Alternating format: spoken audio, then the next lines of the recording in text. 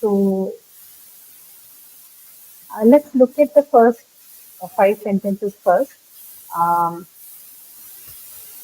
what so we're going to judge the kind of sentences for the first number one to five. Basically would like to understand whether the given sentences are complex sentences or not, right? And we know what complex sentences are. Let's just run through this just you and I, so I don't think it should take a lot of time. Right? First one, I know what she wants.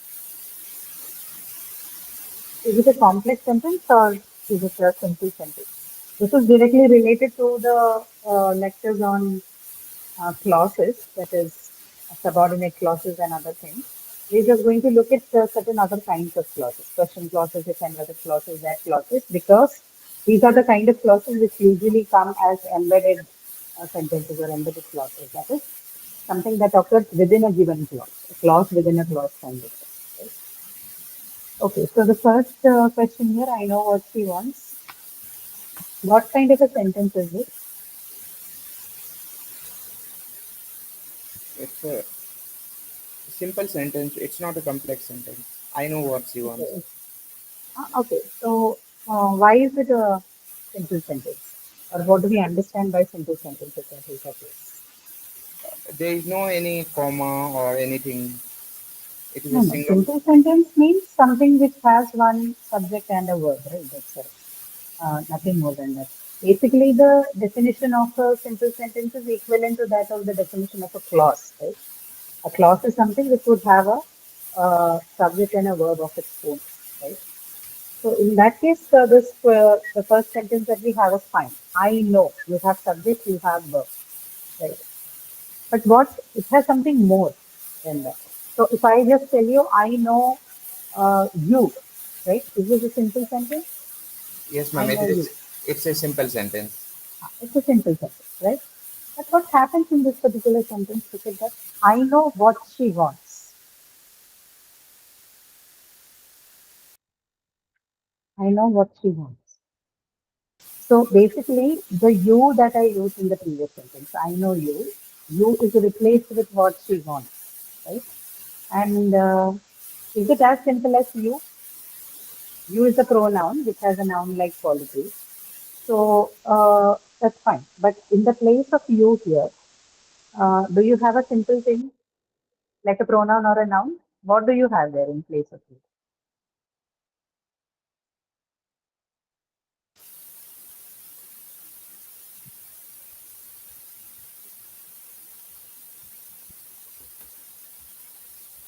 What is it that occupies the place of you here? If suppose, right? If suppose the sentence was I know you, and then I'm replacing you in the first sentence given on your screen. What replaces the you there? Uh, is the voice breaking?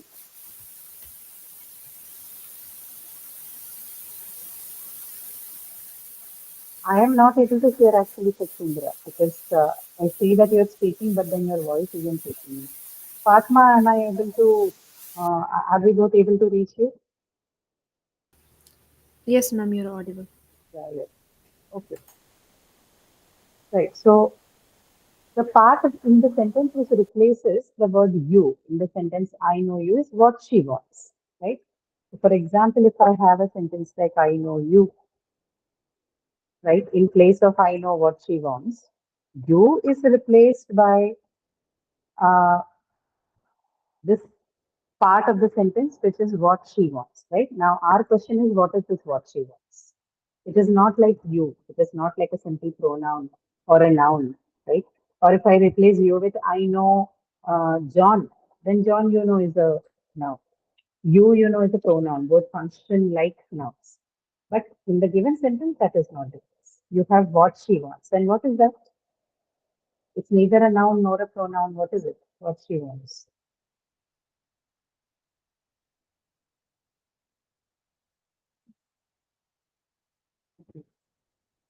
No one? Fatma?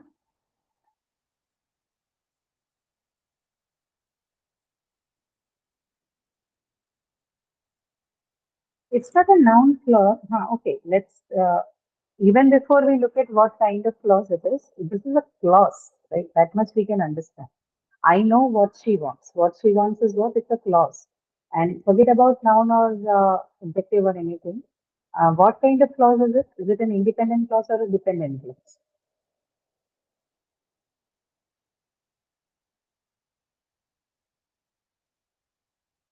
Dependent, right? Because it cannot stand on its own. So what she wants is basically a dependent clause.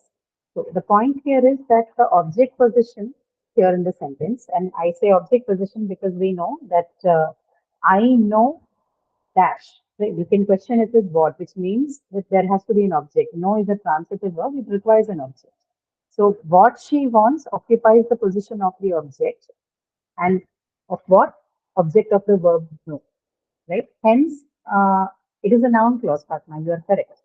But more importantly, even before we understand that, we need to know that this is a clause. And henceforth, what kind of a sentence is it? If you have a clause occupying the object position, right? Or a clause within the larger independent clause, then what kind of a sentence is this? Is it simple or complex?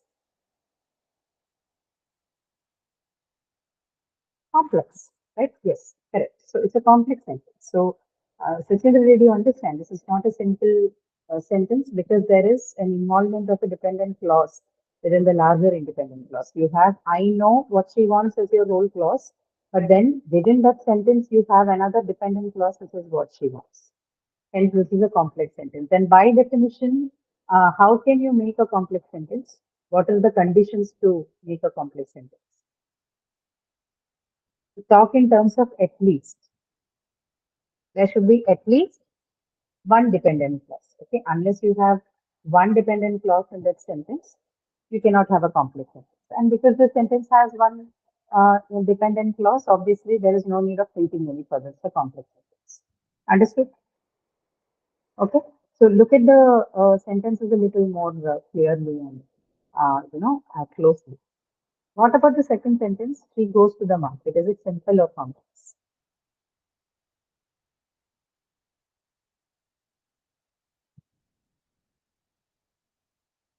It's simple, right? Atma, do you have a problem with the audio or something? It would be nice if you can respond. Yes, And ma'am, why sure. is it simple? Yeah, sure. And why is it simple? Because there is an absence of dependent clause. There's an absence of dependent clause, or there's just one independent clause, right? There's one subject, there's one verb, and whatever you have in the sentence to the market is basically complement to go. There is nothing else there. Right? The prepositional phrase, it acts as a complement to the verb go. We don't have a clause. There's no, the only clause is the independent clause. She goes to the market. This is a simple sentence. Third one, the idea that we should register for the conference is good.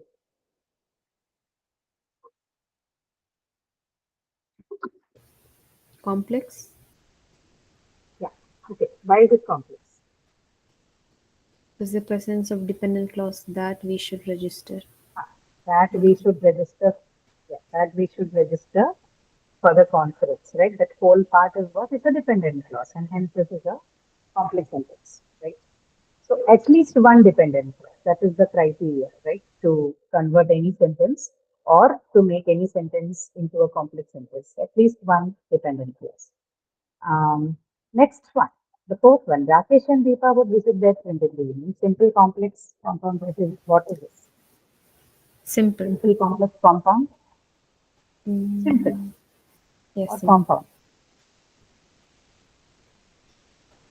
Rakesh and Deepa would visit their friend in the evening.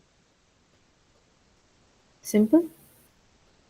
Yeah, simple, right?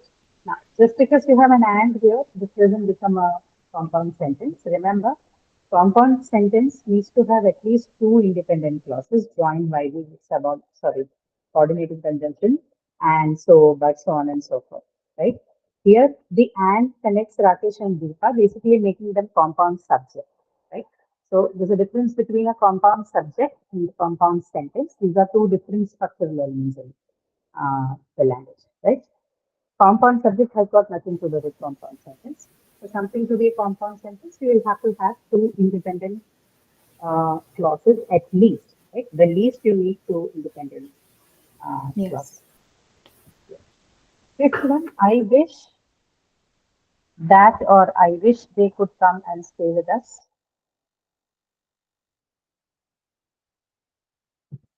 So you don't have that there. Even otherwise, you can also say I wish they could come and stay with us. So is that a simple or a compound or a complex sentence?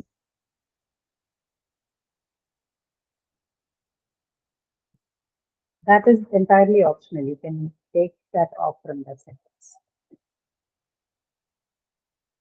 Why is it compound?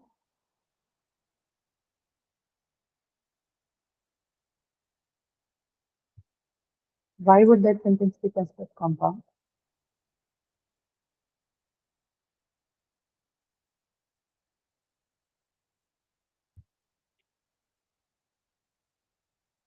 So presence of that clause doesn't make it compound, right? Do you mean complex or compound? Okay, that's fine. You have issues with mine, but uh, you have typed out compound. Is it compound or complex? And when you say presence of that clause, Satinder, you can also reply to it in case you know the answer.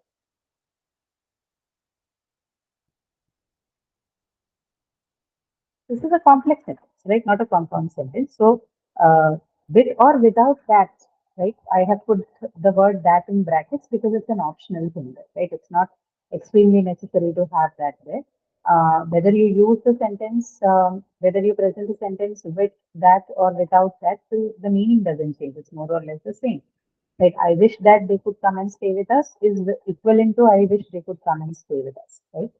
Now, this one is what this is a complex sentence because look at the sentence. What do you have here? I wish something, right? So I wish what? I can ask the question like, I wish what? And then that can be filled in with what? It can either be filled in with the that clause that they could come and stay with us if you're choosing to keep the word that with it, or else it would be simply filled up by the independent clause they could come and stay with us. In either case, your sentence is going to be a complex sentence because you have a clause within a clause, right? There's a larger independent clause, I wish dash, and that particular dash is taken up by another independent clause. So there's a clause within a clause. And this is a complex sentence, right? No problem in looking at it, right? So adding that or not adding that will not change the status of the part they could come and stay with us into a different thing. It is still a dependent clause, right? It is based on the structure of the sentence. The word that becomes just optional there, but it removing that does not mean that they could come and stay with us becomes an independent clause. It is still a dependent clause, right? In the context of the given sentence. Out of the sentence, of course, it is independent, but when it is a part of the sentence, it is certainly a dependent. Okay, understood? All right. So we'll move on. This was a test on whether you can understand complex, you can tell the difference between complex and simple sentences more importantly. Now we're going to look at a set of sentences and going to judge their grammaticality, right? And in the process, we're also going to check what are referred to as question clauses, what are considered as the that clauses, different types of that clauses, and also something that we refer to as the if and whether clause. If and whether clause is easier to understand because the words if and whether are usually present in the sentence. That clause is also easier to understand because that is present in the sentence. It's just that its position keeps moving. They're either found in the subject position or they're found in the object position.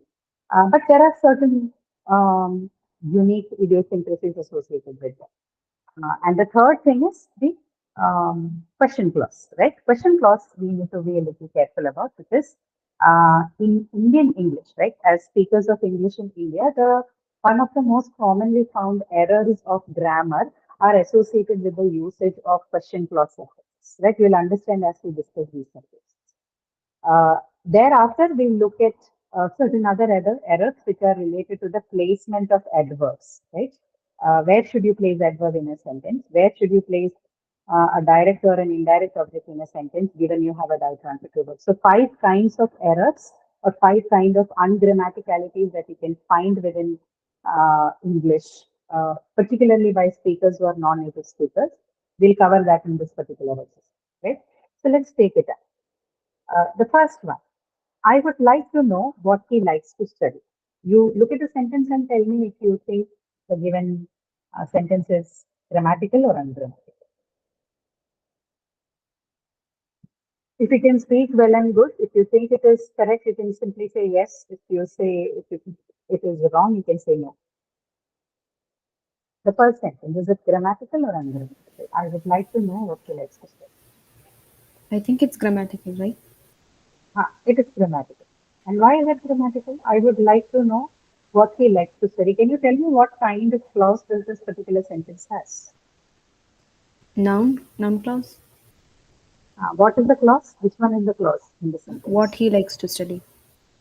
Yeah, that is the dependent clause, what he likes to study, right? I would like to know what, I would like to know what he likes to study. But what is this particular clause? There's another name for it. What he likes to study, we also call it as the question clause, right?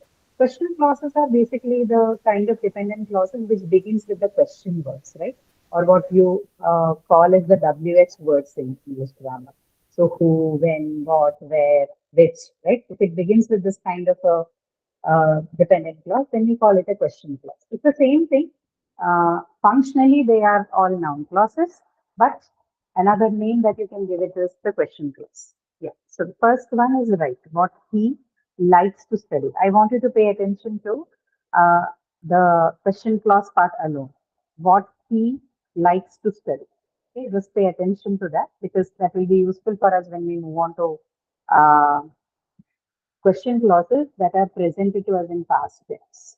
Okay, right. Now, the second question, I wonder where I left my jacket. I wonder where I left my jacket. It's correct. Correct, incorrect? Correct. Okay, that's also correct. I wonder where I left my jacket. Again, this is a question clause here in the sentence. Where I left my jacket. Where I left my jacket. And how is it written? Where I left my jacket. So past tense, right? What he likes to study, where I left my jacket, right? Keep these structures in mind. Uh, Third one, would you tell me if Sheetal would attend the meeting? Would you tell me if Sheetal would attend the meeting?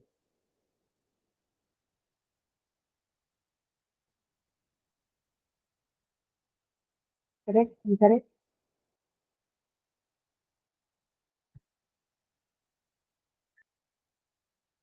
Um, is it correct? Yeah, you tell me. Um, um, What do you think?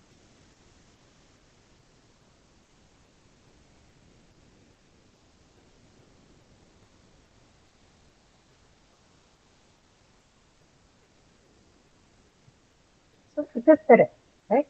Uh, mm, this uses an if clause. To keep this in mind, you can either use if or whether if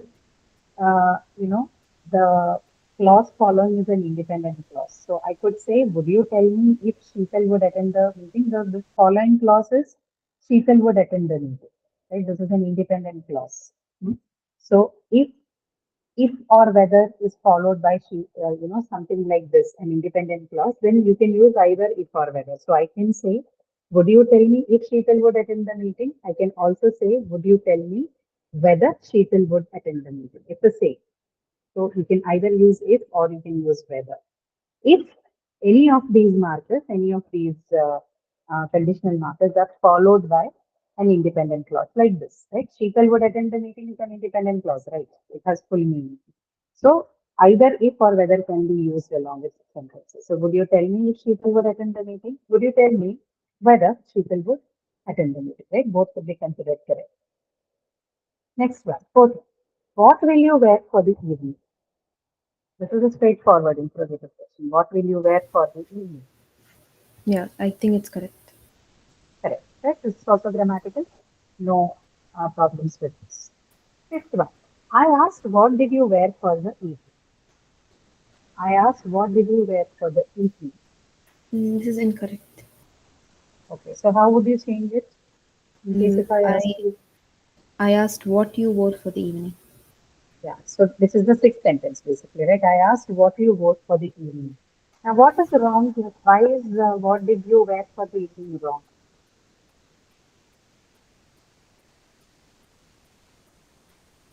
Mm, Why is it wrong? Because in question clauses, there is no extraction of tenses, right? You don't have to take the tense out of the verb. It needs to reflect on the verb itself. Like, look at the examples that we have already discussed, right? In the first sentence, you have what he likes to study, right? Look at likes. Do we have the tense on the verb itself, right? Likes. yes, yes, Yes. The second sentence, where I left my jacket. Do we have the tense on the verb itself? there is. Yes. And here, what you wore in the evening again, what is the case here? You still have the tense on the verb. So remember, in question clauses, not the please hear carefully, not question sentences, not interrogative sentences.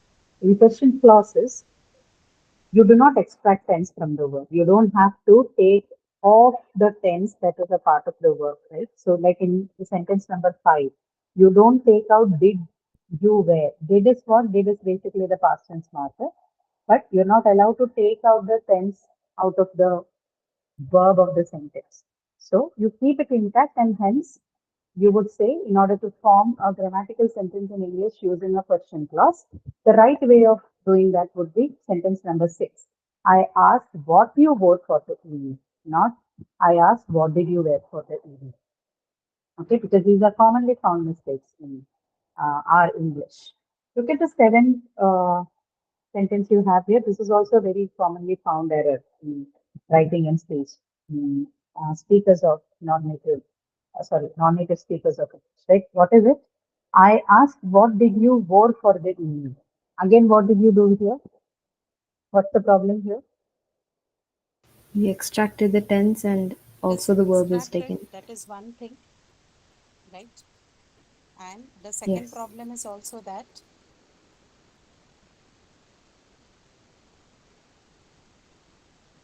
the verb is in the what is the second problem? past tense. Double past tense, right? You use past tense W. twice, right? You have did and then you also have wore. We are not allowed to use did and, I mean, use a double past tense. You can't say past tense wore and then again use did, right? In both of the cases, what you did is you've extracted the tense out of the sentence, sorry, out of the verb, and we cannot do that, right? Right. So the Yes. accurate method of representing the sentence would be, I asked what you wrote for the evening. Keep that in mind, whether present or past, whatever is it, whatever it is, the question clause doesn't extract the tense, right?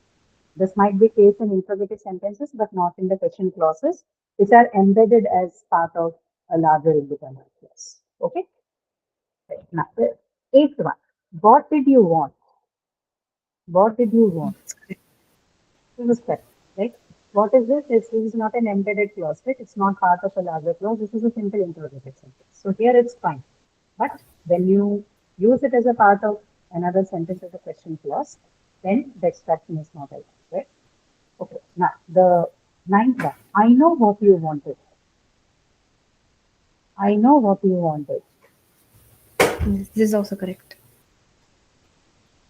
This is also correct, right? This is also correct.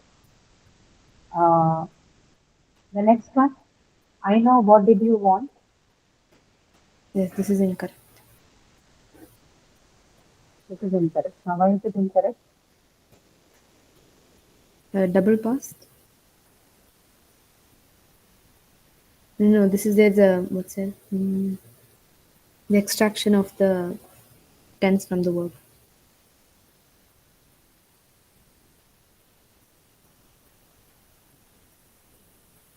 Ah, so I know what did you want would be it's actually the right Method was the ninth one, right? I know what you wanted. That could be the right method to write that particular, the right way to write that uh, sentence, right? And extraction of friends, hence wrong. Okay. 11th one, I don't know whether Rita will come.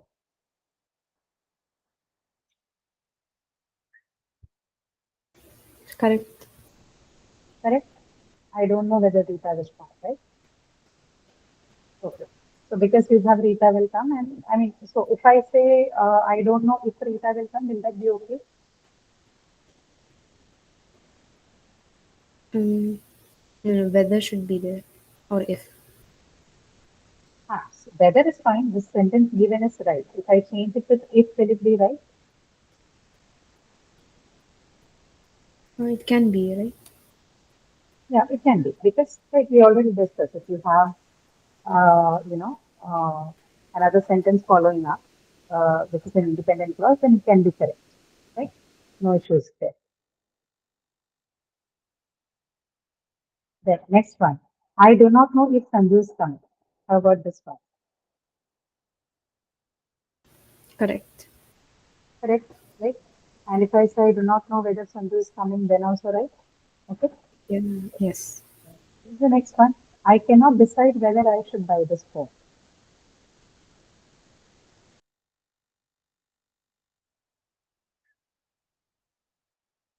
Correct. Correct, right? Okay. Now, next one. I'm not sure if to get a new car.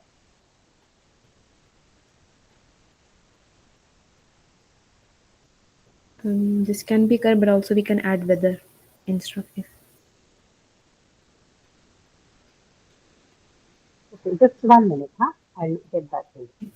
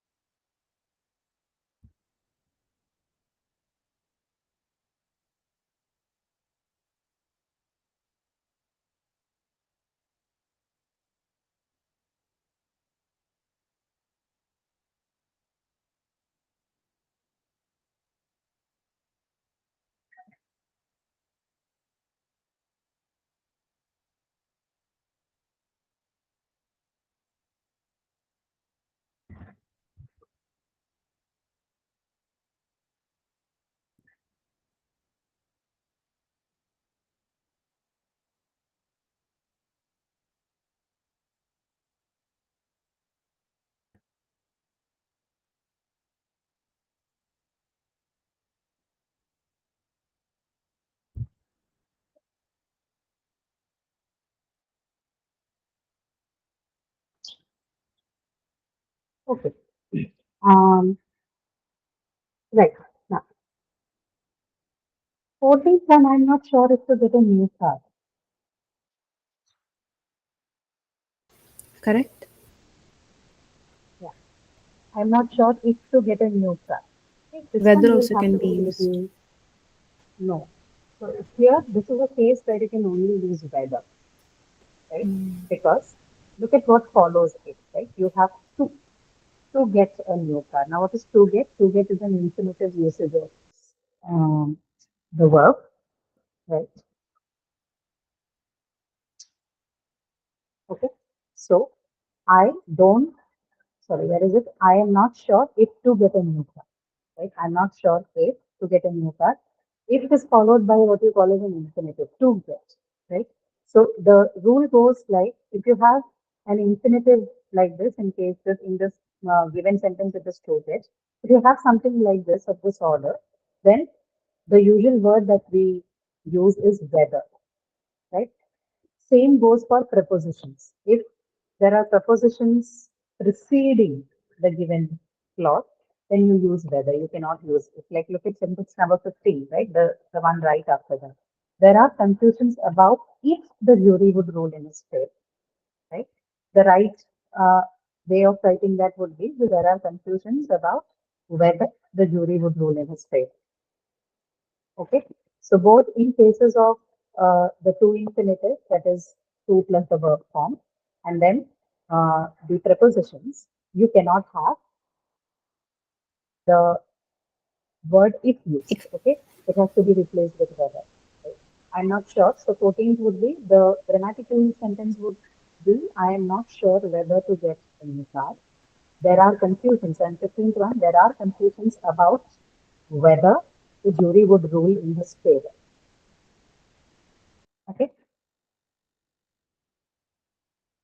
yes, Yeah. Now, 16th one. The problem is if or not we can submit the proposal today.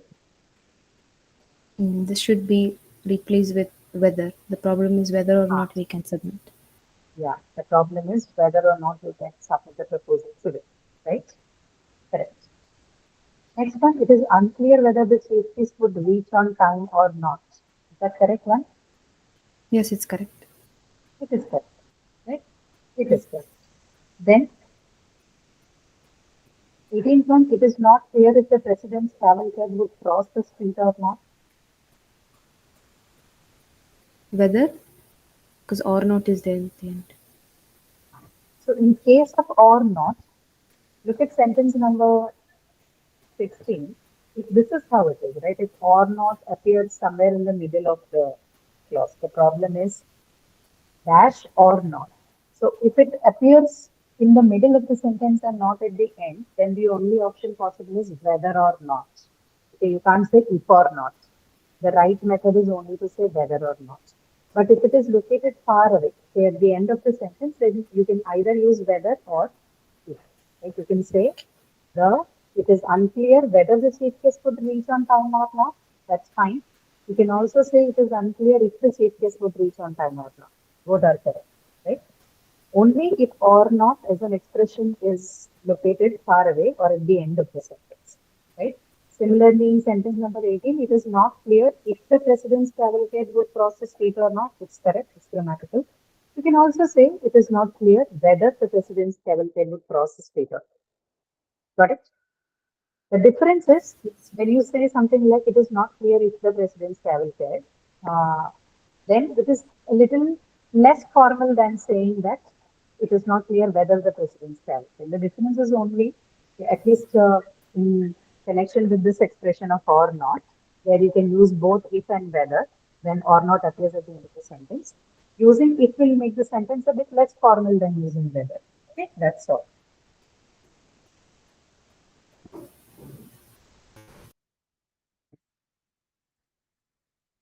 Right. Now, 19th one. He sent quickly the file to the office. Now, this is particularly in connection with, we looked at if and whether, we looked at question clause. Now, we're going to look at the placement of adverbs, right? Grammaticality of placement of adverbs. Not all adverbs are discussed here. We're mostly looking at simple adverbs, right? Like quickly, slowly, neatly. So, is the sentence okay? He sent quickly the file to the office, Yes, I think it's correct. right? And what if I say he quickly sent the file to the office?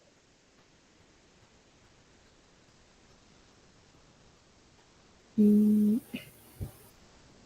adverbs modify the verbs, right? So Yeah. So it has to be found it somewhere has to around come. the verb, right? So where is it? Is it before the verb or after? Does it precede or does it follow? He sent quickly the file to the office, or he quickly sent the file to the office? I think it should follow What should follow? Adverb? the adverb. Okay. So he sent quickly the file to the office is correct, right? I think so. Okay, right. He sent quickly the file to the office is not a wrong construction. Now, see, particularly in case of adverbs, the problem is that there are more fluid categories. You can find the same adverb either, as um, either placed in the beginning of a sentence, sometimes in the middle of the sentence, sometimes at the end of the sentence. So, conjunctive, when it is used as a, when it is found in the beginning of the sentence, the name that you give it as the sentence adverb, right? And what happens, the whole of the sentence, the rest of the sentence falls within its ambit. When it is in the middle, which is basically around the verb, it is basically associated with just the way, the nature of the verb. And when at the end, again, the same thing. Why do you add adverbs at the end of the sentence? For emphasis, right? If you want to emphasis on something, right? If I say he sent the file to the office quickly, this is actually a wrong construction. It's a very rare construction, and it's used only with a few adverbs. All adverbs may not have the chance to go sit at the end of a sentence. Okay, but some of them certainly can be at the beginning. You can begin the sentence sometimes with certain forms of adverbs. That is in the case when you want to take the whole rest of the sentence under its ambit, right? You might have heard about this in the lecture on adverbs.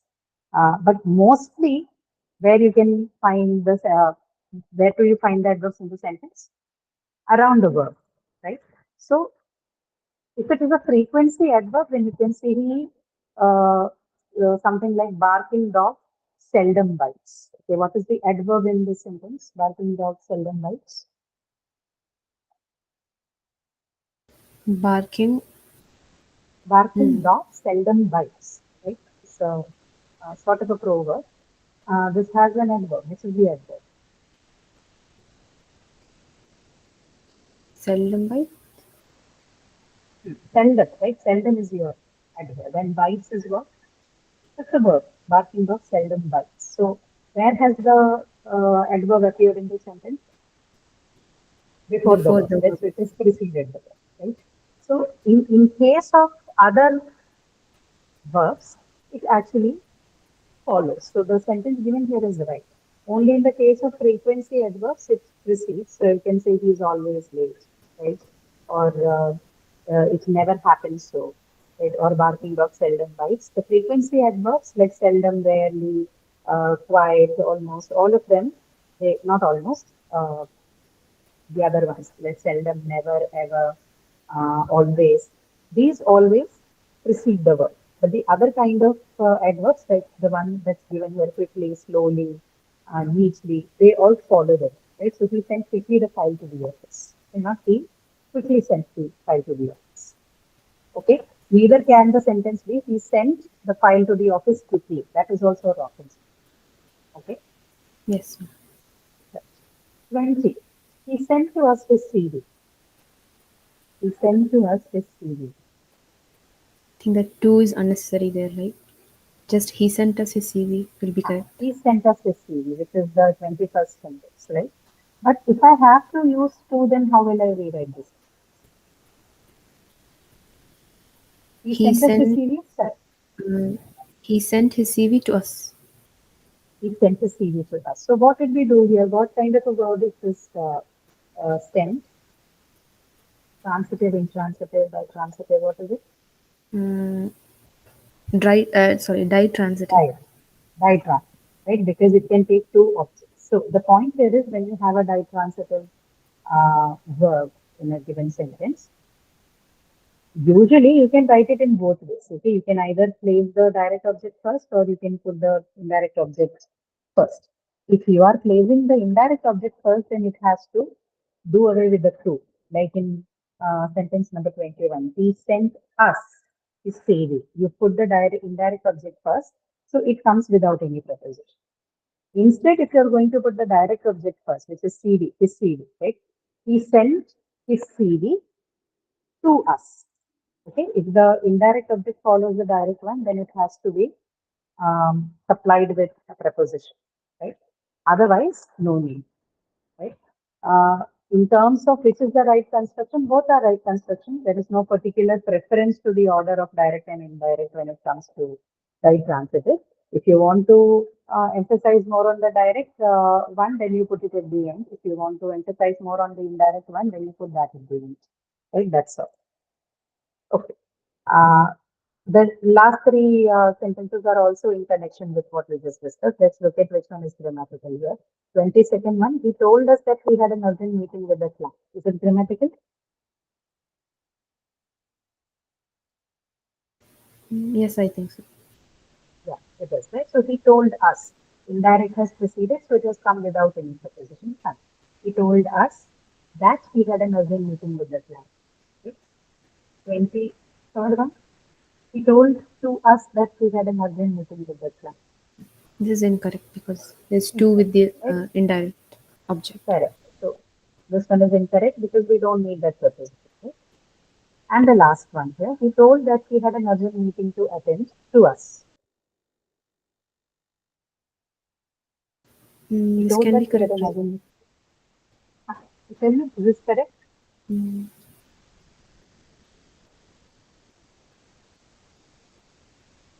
This is correct, right? Because what is right. the direct object of this sentence? He told That he what did he say? That he had an that he urgent meeting, urgent meeting. right?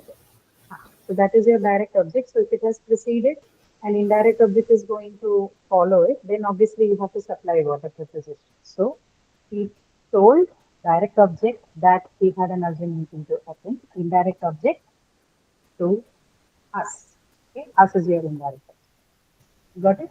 Just keep Yes. this part of it in mind. Okay. So a placement of direct and indirect object in the sentence, placement of uh,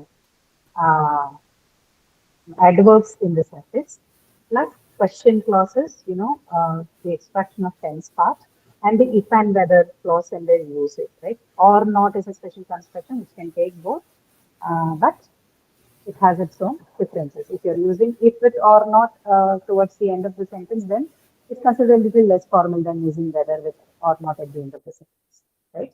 But if the dependent clause begins with if the sentence has a to infinitive, then it has to be preceded by whether, not if. If the sentence has a preposition, then it has to be followed by whether again, not with if. Right? So there are certain of these specialities and conventions of using if and whether clauses. That is also important, right? From the perspective of grammaticality and case. Okay, all right. Now, quickly, this one, let's take up this one as well. Identify the finite and infinite clauses. Now, what do you understand by finiteness in language? When I say something, say a sentence or a clause is finite or infinite, what do I mean? What am I referring to? Means it takes a tense. There's It presence takes of a time. tense here. Presence of text, absolutely, very good. So, any clause is considered finite if the clause has a tense. And if it doesn't have a tense, then you call it an infinite, okay, clause. Yes. The first one here, I think that this boy is innocent. This is the This is clause here. finite. The clause is that this boy is innocent. And this Right? boy. That's it. And is it finite or infinite? Finite. Finite. Right? Because why? You have this boy is innocent. Right? So this boy is innocent, that this boy is innocent has a tense. It is in the present tense. So obviously this is a finite clause. Next one. I want him to pick up the order. What is your clause? To pick up the order. Him to pick up the order, right? That particular part. I want what? I want him to pick up the order. So that whole part is your clause.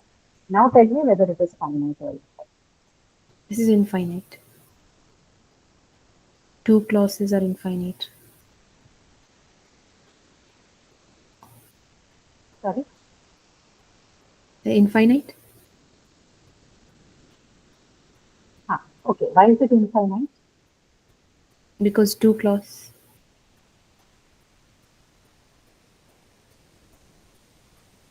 No, no. What is there which is making it infinite? Two clauses is fine, but what is making it infinite?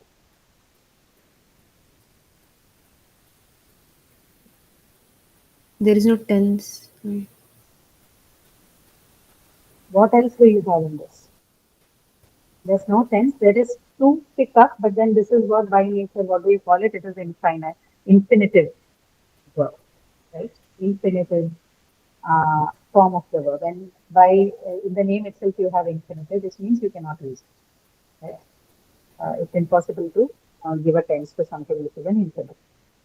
Third one, I want to go to Dehradun. This is also infinite. Why is it infinite? What is your class here? To go to Dehradun. To go to Again, it the has an. Correct. I wonder where she lives. this is finite. It's finite. Okay. Because this has what this where she lives and it has a present tense. Could you tell me if he would be here on time? What about this one?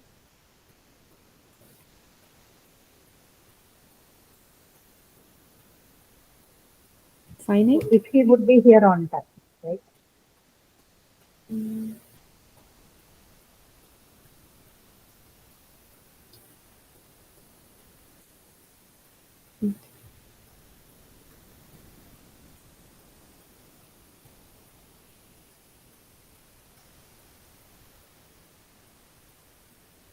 Infinite, I think. Then.